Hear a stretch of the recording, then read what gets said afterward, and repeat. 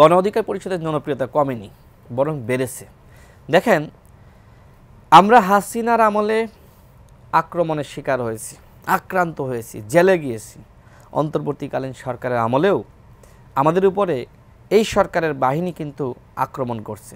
সেনাবাহিনীর কতিপয় সদস্য, পুলিশের কতিপয় সদস্য, তারা কিন্তু নুরুল হক নূরকে যেভাবে আক্রমণ করেছে, রক্তাক্ত করেছে, আমার মনে হয় শুধুমাত্র বাংলাদেশের মানুষ না, যারা রাজনীতি সম্পর্কে সচেতন, যারা রাজনীতি সম্পর্কে জানার চেষ্টা করে, পুরো বিশ্বের মানুষ, এই সচেতন মানুষ, তারাও কিন্তু অত্যন্ত আমার মনে হয় কষ্ট পেয়েছে যে এইভাবে নুরুল হক নূরের উপর হামলা করা হলো।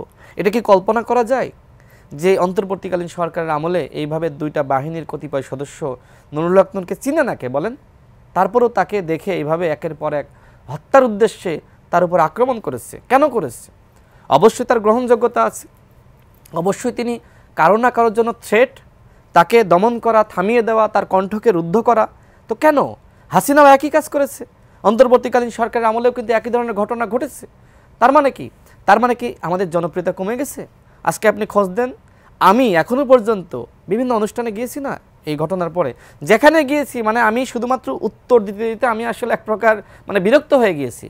আমার কাছে সবাই প্রশ্ন করে নুরুল হক নূর কেমন আছে, নুরুল হক নূর কেমন আছে। এখন আমি কতজনের উত্তর দিব? যেখানে যাই আমাকে এটা ফেস করতে হয়। আপনারা তো আমাকে প্রশ্ন করেন না? তো এইটা তো আপনাকে ভাবতে হবে যে নুরুল হক নূরের গ্রহণযোগ্যতা কোথায়, আমাদের দলের গ্রহণযোগ্যতা কোথায়।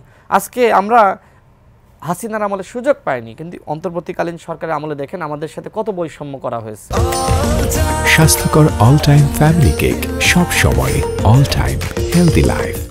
আমরা যারা গণ অভ্যুত্থানের প্রেক্ষাপট তৈরি করলাম, আমার মনে হয় যে এই সরকার যদি কোনো দলের সাথে সবথেকে বেশি বৈষম্য করে, কোনো দলকে সবথেকে বেশি কণ্ঠাসা করার চেষ্টা করে, সেটা হলো গণ অধিকার পরিষদ। কারণ এই উপদেষ্টা পরিষদে কেউ কেউ মনে করে যে আমাদেরকে সুযোগ দিলে আমরা হয়তো তাদের যে প্রত্যাশিত দল বা সংগঠন বা তারা যাদেরকে পছন্দ করে তাদেরকে আমরা হয়তো ছাড়িয়ে যাব, যে কারণে আমাদের দেখবেন পদে পদে থামানোর চেষ্টা করেছে। এই যে দেখলাম যে 3টা দলকে নিয়ে আমাদের প্রধান উপদেষ্টা তিনি জাতিসংঘ সফরে গিয়েছেন, সেখানে কিন্তু যাদেরকে নিয়ে যাওয়া হয়েছে আপনার তাদের কাছাকাছি পর্যায়েও কিন্তু দল রয়েছে। এমনকি তাদের মধ্যে যে 3টা দলের একটা দলের কথা যদি আমি বলি, নাম বলছি না, তাদের থেকেও কিন্তু বড় দল রয়েছে, তাদের প্রতিনিধি নাইনি। গণ অভ্যুত্থানের প্রেক্ষাপট তৈরি করলাম আমরা। নুরুল হক নূর যিনি রিমান্ডের নির্যাতনের শিকারের পরে পুলিশের হাতে থাকা অবস্থায়, হ্যান্ডকাপ করা অবস্থায় বলল যে সরকারের 90% পতন হয়ে গেছে, 10% ধাক্কা দাও। দেখেন আমি একটা ঘটনা বলি, বিএনপি নেতা শিমুল বিশ্বাস ছিলেন না, তার ভাই গণ অভ্যুত্থানের পরে একদিন অফিসে আসলো। অফিসে আসার পরে নুরুল হক নূরকে জড়িয়ে ধরে বলল, ভাই আমার মেয়ে প্রাইভেট বিশ্ববিদ্যালয়ে পড়াশোনা করে, কখনো আন্দোলনে যায়নি, রাজনীতি করে না, আমার ভাই রাজনীতি করে, আমরাও রাজনীতি করি, কিন্তু শুধুমাত্র আপনার এই ঘোষণা শুনে আমার মেয়ে আর ঘরে থাকে নাই, আমার বউ বাচ্চা সবাই আন্দোলনে চলে গেছে। দেখেন যেদিন 6 আগস্ট নুরুল হক নূর কেরানীগঞ্জ কারাগার থেকে জামিন পায়, একই দিনে কিন্তু আমানুল্লাহ আমান, রুহুল কবির রিজভী সহ বিএনপির নেতারা বের হয়।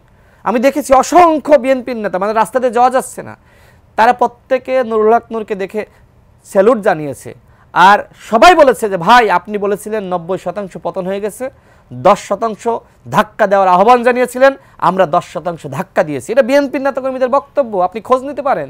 সুতরাং আজকে যদি মনে করেন যে গণ অধিকার পরিষদের গ্রহণযোগ্যতা নাই, এই জন্য আমরা তাদের সাথে মিলতে চাচ্ছি বা তাদের গ্রহণযোগ্যতা নাই, দেখেন হ্যাঁ অনেক বিতর্ক সামনে এসেছে।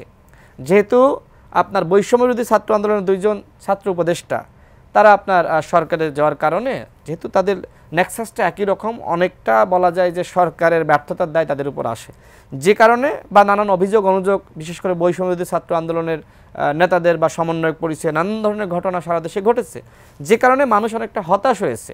যে জায়গা থেকে তাদের নিয়ে হয়তো অনেকে প্রশ্ন তুলে, কিন্তু আমরা তুলতে চাই না। আমরা মনে করি না তাদের গ্রহণযোগ্যতা নষ্ট হয়েছে, আমরা মনে করি আমাদের উভয়ের সম্ভাবনা রয়েছে এবং এই দুইয়ের সম্ভাবনা আমরা একীভূত করতে চাই, যে কারণে আমাদের ভিতরে এই ধরনের আলোচনা হয়েছে।